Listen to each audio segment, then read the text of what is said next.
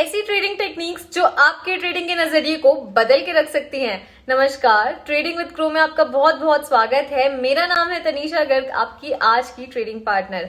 आज के इस वीडियो में हम स्विंग ट्रेड की कुछ ऐसी सीक्रेट्स को डिस्कस करेंगे जो आपको फॉलो करना मैंडेटरी होना चाहिए, ताकि आप अपनी लॉसेस को तो कट करो ही, साथ में अपने प्रॉफिट को भी ज्यादा कर सको। तो चलिए सीधा स्क्रीन पे चलते हैं, लेकिन उससे पहले चैनल को सब्सक्राइब करना मत भूलिएगा, ताकि ऐसी फाइनेंशियल एजुकेशन आप मिस ना करें। चलिए स्क्रीन पे चलते हैं। तो चलिए शुरू करते हैं। आज बेसिकली हम ऐसे 6 टेक्निक्स जानेंगे जो आपके स्विंग ट्रेड को और ज्यादा बेटर बना सकती हैं। अब आप खुद ही सोचिए, आपको किसी स्टॉक में एंट्री लेनी है तो आपका फर्स्ट एंड फोरमोस्ट स्टेप कौन सा होना चाहिए? ऑब्वियस सी बात है, आपको पहले स्टॉक सिलेक्शन आना चाहिए। आप उन स्टॉक्स की लिस्ट निकालेंगे जो आप अपने रडार पे रख सके और फिर सही समय आने पे आप उनमें ट्रेड ले सकें। अब स्टॉक सिलेक्शन के लिए मैं यहाँ पे आपको 2 फॉर्मूलाज बताने वाली हूँ, 2 ऐसी टेक्निक्स जो आप खुद फॉलो कर सकते हैं। देखिए, सबसे पहले तो आप 52 वीक हाई या फिर 52 वीक लो स्टॉक्स पकड़ सकते हैं। ऐसे स्टॉक्स जो अपने प्रीवियस 52 वीक हाई या लो के पास आ चुके हैं और अच्छे ब्रेकआउट की तैयारी में। सपोज करिए कोई स्टॉक है जो अपना अभी करंट का देखें तो 52 वीक हाई सपोज करिए यहाँ 100 के पास इसने बना रखा है, यानी रडार यहाँ पे फिक्स कर रखा है। उसके बाद हो सकता है स्टॉक नीचे आया होगा, यहाँ पे 6 मंथ्स हो गए या फिर 5 मंथ्स हो गए, बट अगेन अब ये स्टॉक अपने प्रीवियस वाले 52 वीक हाई के पास यानी 100 के पास आ चुका है। तो अब इस सिचुएशन में आप क्या करेंगे? अगर यहाँ पे अच्छी एक ग्रीन कैंडल फॉर्म हो जाए और अगर यहाँ पे ये रीटेस्ट करे सेम लेवल पे, अगर इस तरीके से यहाँ पे ये रीटेस्ट करने आए तो आप यहाँ से एक बाउंस बैक देख सकते हैं और आप यहाँ पे बाइंग अपॉर्चुनिटी खोज सकते हैं। ये आपका जो एग्जाम्पल है ये है 52 वीक हाई का, यानी अगर कोई सी स्टॉक ने 52 वीक हाई बनाया है और उसके बाद अगेन एक शार्प करेक्शन के बाद स्टॉक उसी सेम लेवल पे आ रहा है, तो रीटेस्टिंग के साथ आप वहां पे रीटेस्टिंग के बाद आप बाइंग अपॉर्चुनिटी देख सकते हैं। और इसी का वाइस वर्सा केस, अगेन अगर स्टॉक अपने 52 वीक लो पे है और यहाँ से स्टॉक अब उसको ब्रेक करने की कोशिश कर रहा है या फिर उसके बाद एक अगेन वो ऊपर जाता है और फिर नीचे आने के बाद उसे ब्रेक करने की कोशिश कर रहा है, तो रीटेस्ट का जरूर वेट करिएगा, क्योंकि आपको इससे कंफर्मेशन भी मिल जाएगी और फिर आप शॉर्ट सेलिंग के लिए अपनी पोजीशन देख सकते हैं। अब जो हमारा दूसरी स्ट्रैटेजी मैं आपको बताने जा रही हूँ वो है ट्रेंड। आप अगर ट्रेंड एनालिसिस करना सीख जाएं तो आप ये पता लगा सकते हैं कि स्टॉक अभी बुल रन में है या फिर बियर रन में है। अब सपोज करिए कोई स्टॉक है जो इस तरीके से आ रहा है, इसने एक ऐसे हाई बनाया, उसके बाद जाहिर सी बात है एक करेक्शन जरूर आएगा एक टाइम के बाद, फिर इसने अगेन एक अप ट्रेंड की मूव दिखाई और फिर एक डाउनफॉल आया एंड दिस रैली कंटिन्यूज। अब ध्यान से समझिएगा इस केस में क्या हुआ है।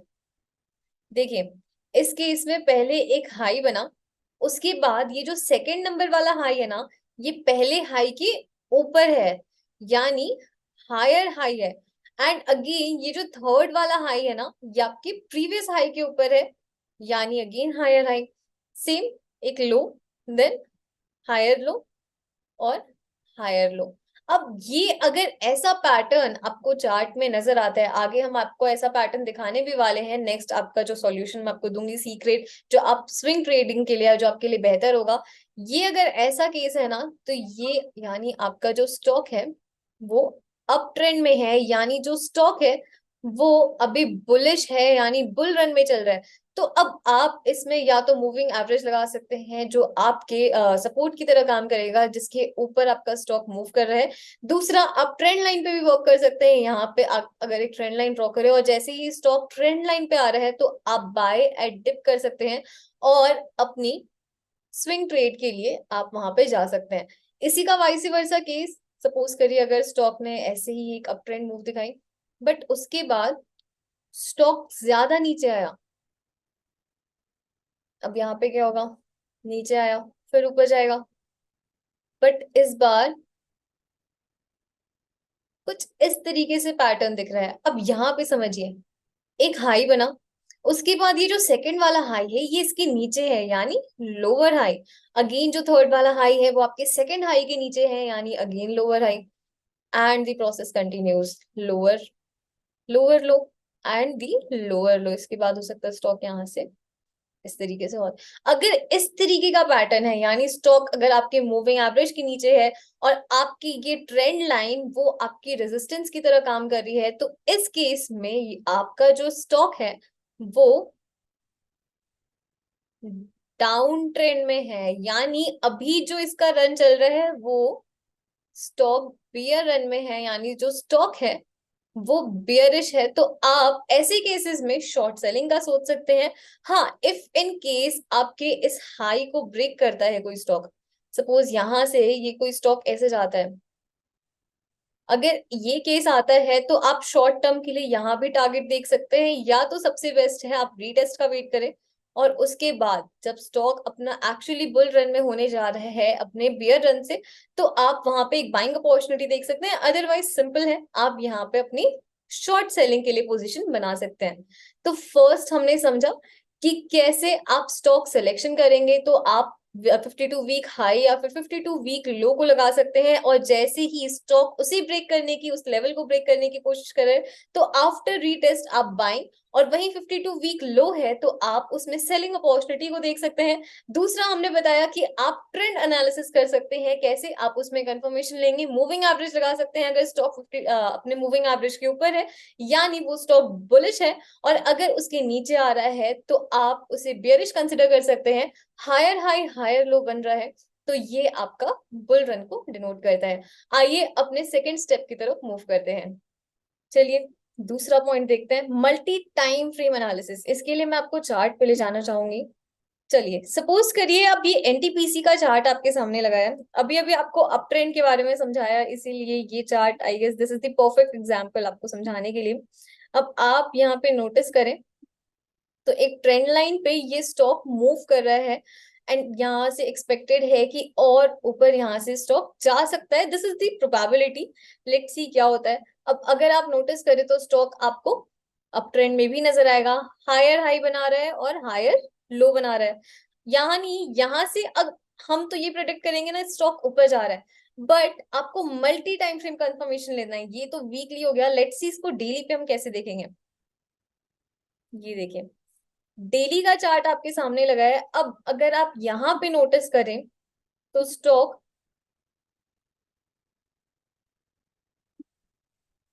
इसी रेंज से, ये देखिए फर्स्ट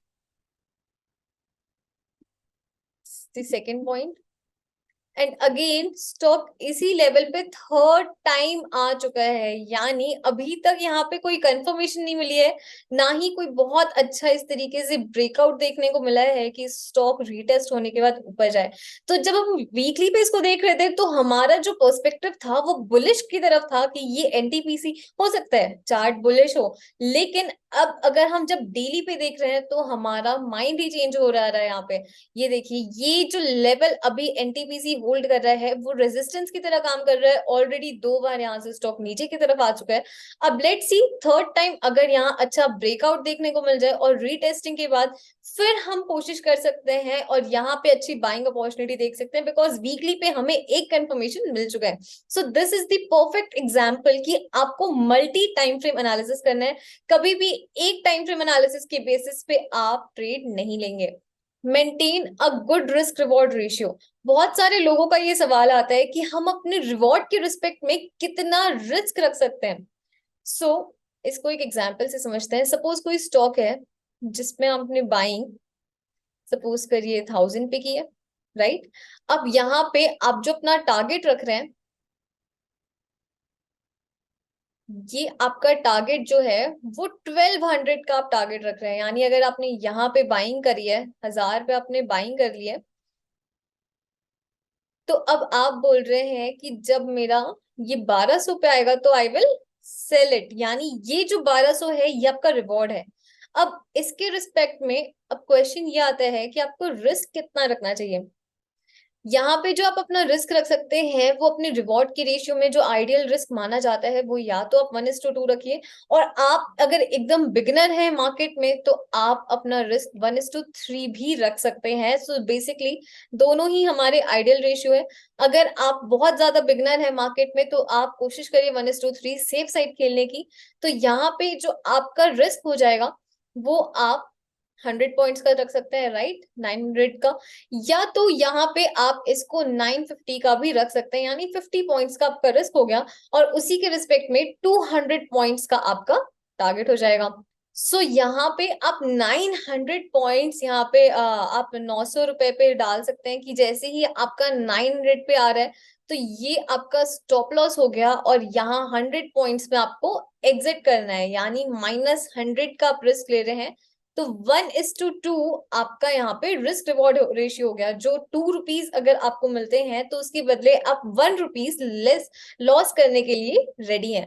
आई होप आपको हमारे अभी तक की तीनों पॉइंटर्स क्लियर हुए होंगे। पहले हमने डिस्कस किया कि हम कैसे स्टॉक सिलेक्शन कर सकते हैं। अब जब स्टॉक सिलेक्ट कर लिया है तो उसको आपको मल्टी टाइम फ्रेम, यानी वीकली, डेली, मंथली, आपको अलग अलग टाइम फ्रेम्स पे एनालिसिस करना है। एनालिसिस करने के बाद भी जब आप अपना ट्रेड ले रहे हैं उसमें, तो आपको कितनी एंट्री पे कितना रिस्क और कितना रिवॉर्ड आप अपना रख सकते हैं। तो रिस्क रिवॉर्ड रेशियो आइडियल जो है वो आप 1:2 या तो 1:3 भी रखेंगे तो that is perfectly fine. Trailing stop loss, अच्छा, अब जो इससे पहले हमने पॉइंट पढ़ा था उसमें हमने ये देखा कि आप अपना कितने रिस्क रख सकते हैं, लेकिन कई बार होता है हमारा, सपोज करिए हमने यहाँ पे ट्रेड लिया, 1000 पे हमने ट्रेड लिया, अब ये स्टॉक इस तरीके से आपका ऊपर जा रहा है, तो भी क्या आप अपना जो स्टॉप लॉस है वो 900 का ही रखेंगे? इस केस में तो आप 100 रुपए हार रहे हैं, जबकि आपका प्रॉफिट आ रहा था, बट वो ट्रेड आपका लॉस में चला गया, तो यहाँ पे तो ये जायज नहीं है ना। तो इसके साथ आप अपना ये जो स्टॉप लॉस है ना इसे भी इंक्रीज कर सकते हैं with respect to your stock जो इंक्रीज हो रहा है, तो उसी के रेशियो में आप अपने स्टॉप लॉस को भी इंक्रीज कर सकते हैं, जिसे हम ट्रेलिंग एसएल बोलते हैं। यानी जैसे जैसे हमारा स्टॉक ऊपर जा रहा है वैसे वैसे हम अपना एसएल भी ऊपर कर रहे हैं। इस केस में आपका क्या होगा, आपका प्रॉफिट ही बुक होगा, या तो आप कॉस्ट टू कॉस्ट में निकल जाएंगे, आप जो नुकसान आप करने वाले थे उससे बच जाएंगे। इसी का वाइस वर्सा केस, अगर स्टॉक नीचे जा रहा है तो आप अपने स्टॉप लॉस को भी और ज्यादा नीचे कर सकते हैं, ताकि आप प्रॉफिट ही बुक करें और आप वो जो लॉस करने वाले हैं उससे बच जाएं। बहुत इंपॉर्टेंट टॉपिक है, अवॉइड इमोशनल ट्रेडिंग। हमारा पूरा मार्केट इन इमोशंस पे ही तो चलता है। आइए आज समझाती हूँ आपको।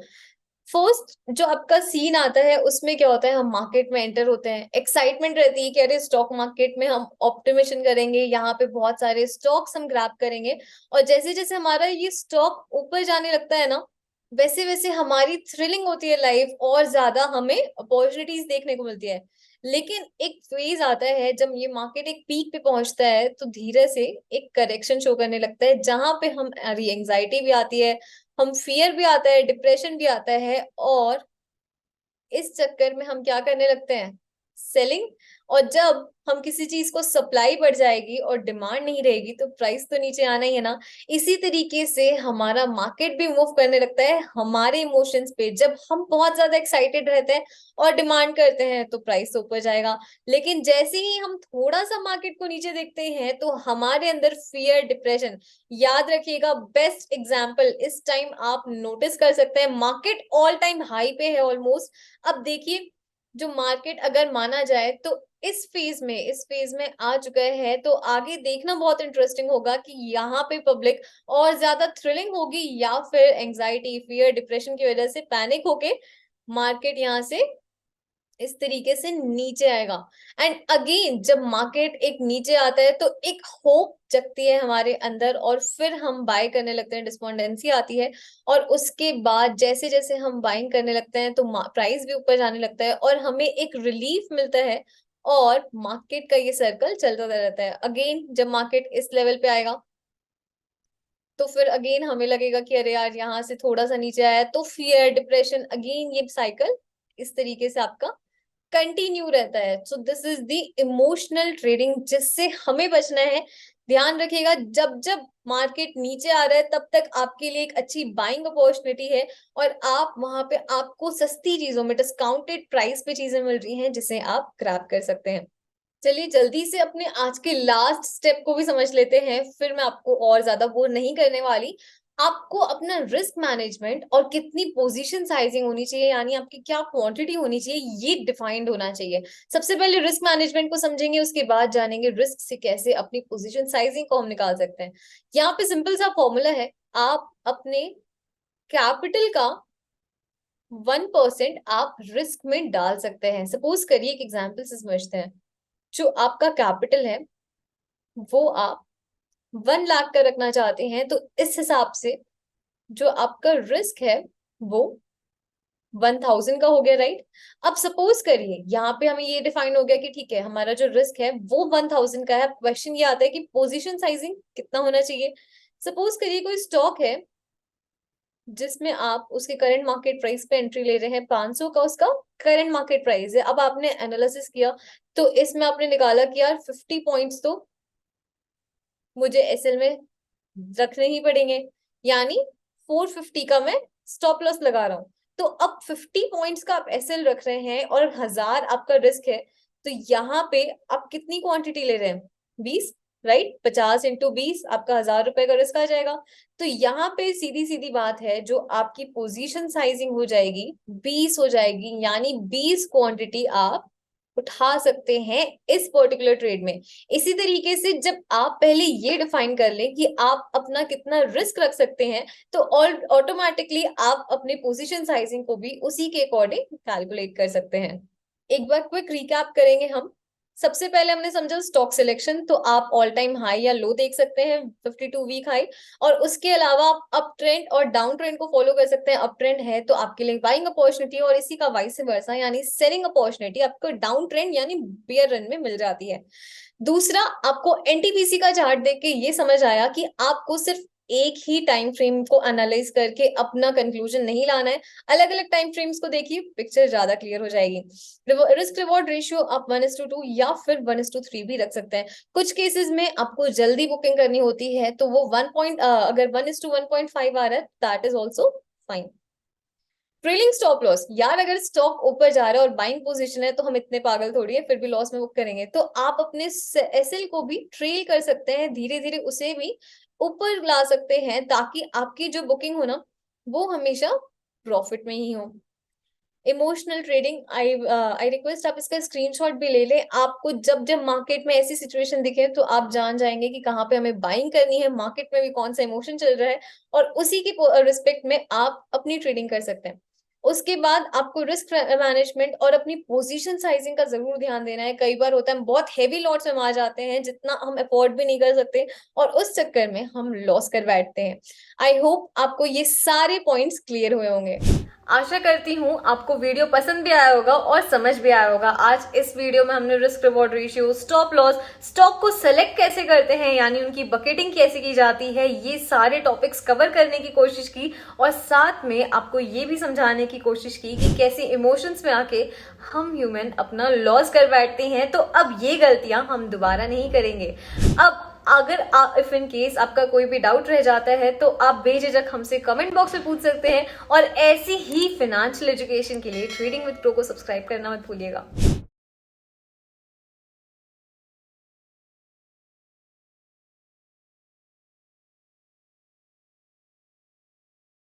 Investment in securities market are subject to market risks. Read all the related documents carefully before investing. Please read the risk disclosure documents carefully before investing in equity shares, derivatives, mutual fund, and or other instruments traded on the stock exchanges.